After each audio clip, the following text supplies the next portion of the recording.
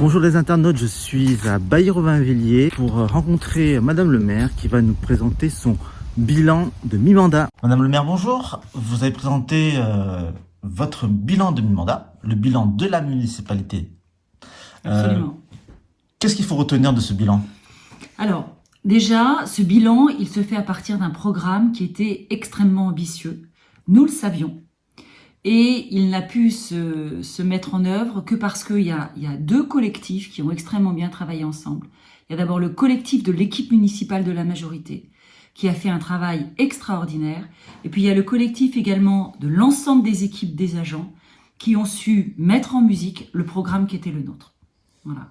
Et vraiment, je veux insister là-dessus. C'était ambitieux, on le savait.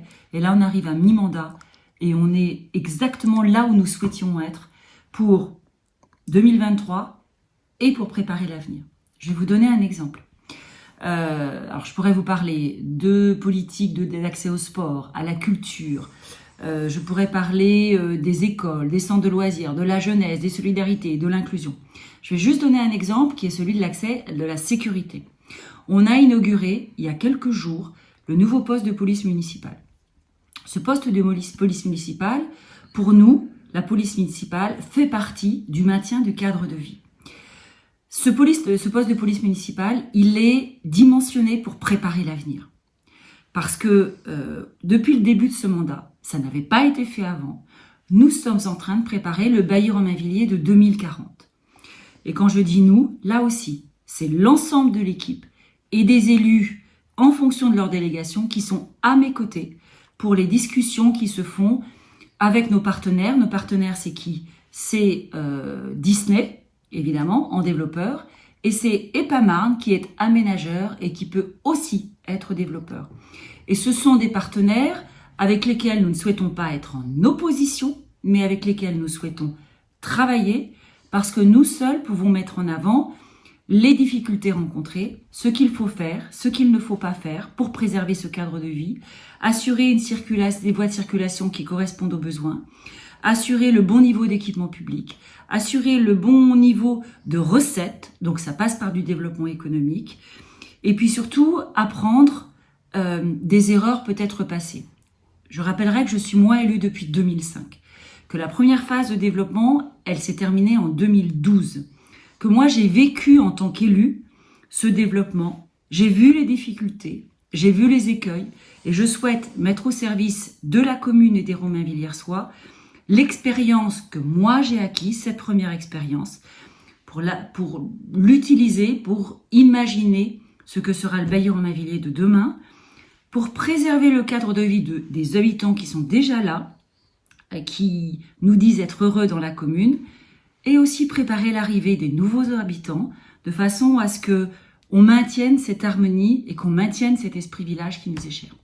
Alors concrètement, quels sont les premiers chantiers de ce visage de Bailly dans... Ouais. Alors, le développement de Bailly-Romainvilliers va se faire de façon graduée. Le premier secteur qui va être développé, c'est ce qu'on appelle le prieuré. Là où se trouve actuellement le parc international d'entreprises, qui est en cours de développement, on le voit tous les jours. Multivac a ouvert son siège social, Bardouche va bientôt le faire, Tesla a ouvert également son point de vente et de conseil. Nous avons un projet de studio de cinéma qui va bientôt faire l'objet de la mise en place d'une commission nationale du débat public. Eh bien, au nord de cette parcelle, de l'autre côté de l'avenue Paul Cérami, pour les habitants qui sont déjà là, il va y avoir un premier espace de livraison d'habitation. Donc nous sommes en train déjà de travailler à ce premier espace. Et puis ensuite, les habitations vont être livrées au nord du RD 406, dans ce qu'on appelle la motte. Et la motte, en fait, aujourd'hui sont ces champs qu'il y a entre la piscine, l'équipement aquatique qui est à Bailly-Romainvilliers, et la déchetterie. Et donc il y a des dizaines d'hectares qui sont là, pour lequel nous sommes en train de commencer à réfléchir au développement futur, en préservant les espaces naturels qui sont protégés, en préservant les eaux humides et en nous assurant que nous y aurons les équipements publics et les commerces qui seront utiles à ces habitants. Et la dernière zone, et j'insiste là-dessus, qui sera développé, ce sera le parc du Lys-Landry, qui a été intégré à la commune en 2019 et c'est une excellente chose. C'était avant dans le périmètre de Coutevroux, parce que de cette façon-là, nous avons la main sur le développement. Alors oui, nous sommes en train d'y réfléchir, mais ce sera bien là que se feront les livraisons des dernières habitations. À terme, c'était gravé dans le marbre en 1987. Nous serons 14 000 Romainvilliersois, comme nous sommes aujourd'hui 7 500. Et lorsque moi je suis arrivée dans cette commune en 1996, nous n'étions pas 1000. Alors, vous allez certainement associer la population. Comment ça va se faire? Alors, en fait, tout ce développement se fait par un certain nombre d'organisations d'événements réglementaires. Ça passe parfois par des enquêtes publiques. Lorsque nous en serons à définir la zone d'activité ou le PLUI, le plan local d'urbanisme intercommunal, évidemment, il y aura des éléments de partage et d'échange avec les habitants. Ce sont les textes de loi et bien évidemment, nous les appliquerons.